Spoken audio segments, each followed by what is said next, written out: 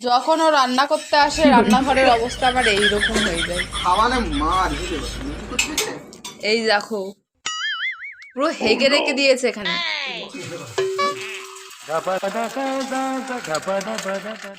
কি বানাচ্ছ তুমি? কি করে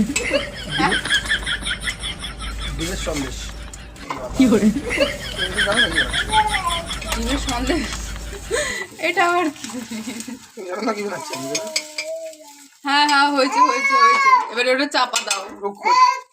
ও পাপা, এই তো বাবা আসছি। এটা কটা আছে এখানে? দুটো বেঁচেছে। এগুলো দেখো। এই যে এখন এগুলো ভেজে রেখে দিয়েছে, এগুলো এখন ডিম দিয়ে ভাজা হবে। ভাজছে। এই একটা ভাজা হয়ে গেছে,